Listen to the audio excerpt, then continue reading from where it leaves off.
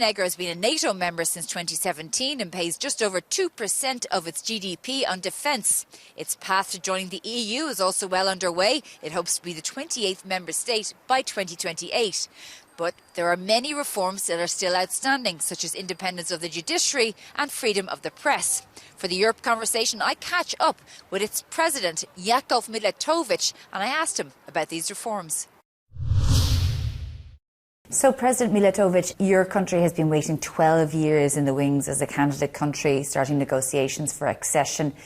The idea is you're becoming an EU member by 2028. Is that practical or is that a reality still? So when I became the president of the country last year, I was selected by the people on a very clear EU agenda. We have set an ambitious goal, indeed, but I believe still a realistic one. And this is about Montenegro becoming the 28th member state of the EU as of 2028.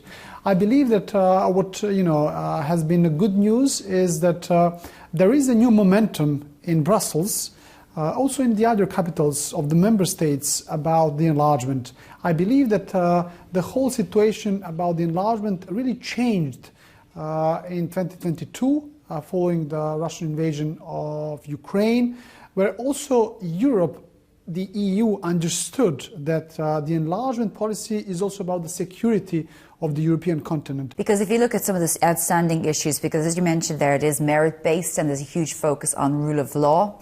And some of the outstanding issues are the independence of the judicial system, freedom of expression, press freedom and corruption. So there are some of the pillars. But if you look at, for example, press freedom, there are concerns and what has been described as a hostile environment for investigative reporting from Reporters Without Borders, that there's self-censorship and often political pressure applied to journalists. And that hasn't evolved much over the last couple of years. Well, there are challenges. If there are not challenges, we would already be, the part of the EU. But this is why I truly see the EU accession process as a key anchor, which constantly reminds the policymakers about the reform agenda. And this is all about the rule of law, about good governance, about economic development, about public administration reform, about the media environment.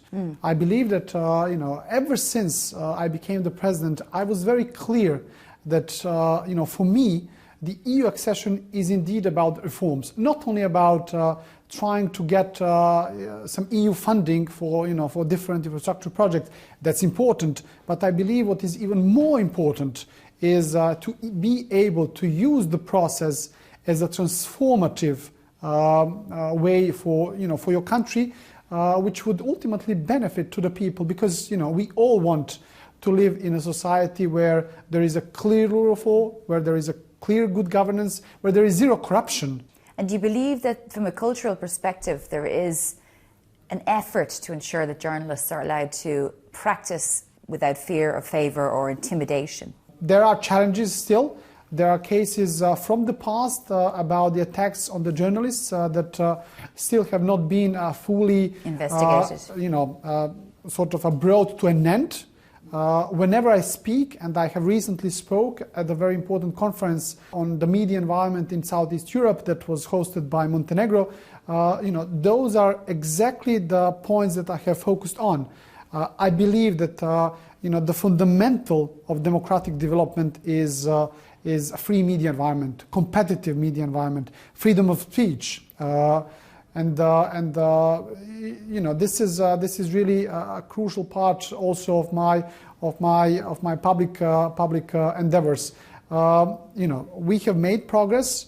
Unfortunately, certain setbacks have happened as well, especially when it comes to independence of our public broadcaster. I think that that's something that needs to be corrected in the future in terms of editorial independence. And then also corruption is one of the areas that you have actually increased in terms of improvement on when it comes to Transparency International, but there are still concerns around criminal corruption, corruption within politics, and also smaller things like petty bribery and so on. Is that an area that you're heavily focused on? Absolutely. And when I also became the president, I was very clear about the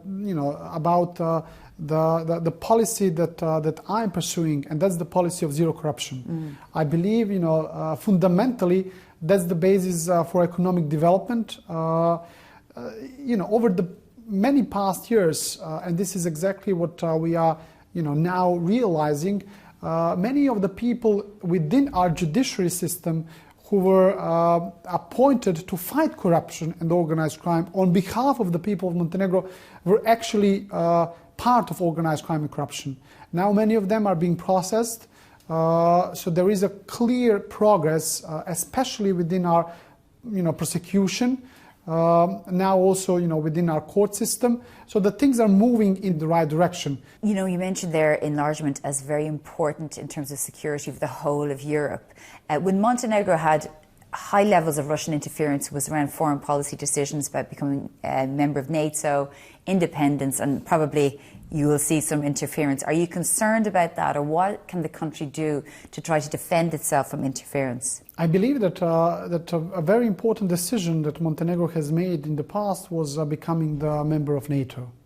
In 2017, Montenegro became a member of NATO alliance, and that really made Montenegro more secure, more protected, and more resilient when it comes to the threats from the third countries. Definitely, that over the past few years, NATO and other NATO members, helped Montenegro to make sure that the whole system becomes more resilient. I think that the challenges were the biggest within the cyber space. The country was faced with a number of cyber attacks, our public administration as well. However, the efforts that we have put together with some of the countries from the EU as well as from NATO made the whole country more resilient now. And it's always about the joint effort. But being part of a collective security, defense mechanism such as NATO, and naturally, pursuing the same foreign security policy as the one of the EU, it all makes a lot of help. It's interesting you make that point. What would you say to countries like Russia, for example? Sometimes you hear it in Serbia, that the reason for the war in Ukraine is because of NATO enlargement encroaching into Russia. What would you say to that argument? I mean, from the very day one, that Montenegro has supported the choice of the Ukrainian people when it comes to their Euro-Atlantic future. I believe that every nation has its right to choose its future. I believe that Montenegro's NATO membership back in 2017 was good for Montenegro, but also was good for the region, the wider region of the Western Balkans, which also had its own challenges in the past. I believe that Montenegro's NATO membership strengthened the stability of the region, and now Montenegro is also perceived by many as a credible NATO member. So, in that regard, our position is very clear. What's your own interpretation of President Zelensky's victory plan? Do you believe that Ukraine should be offered a path to membership, a formal path to membership, more than the indestructible bridge, in order to have a strong position to end this war? I was very happy to attend the Peace Summit in Switzerland, which was held a few months ago. I believe that was the right step in the right direction. Many of the world nations were there as well, supporting the peace plan of the President Zelensky. I think that the position of Montenegro was also very clear when we supported the NATO decision last year to elevate the relationship with Ukraine, from the formal level that we had, which was the commission between NATO and Ukraine, to to the more strategic relationship that we currently have. But do you believe that Ukraine should be, like President Zelensky is calling for a formal invitation as part of the victory plan? Do you support that? This is definitely going to be sort of among some important discussions that are going to be held between the current NATO members, especially ahead of the next summit in The Hague. I believe that also NATO has been very supportive to Ukraine over the last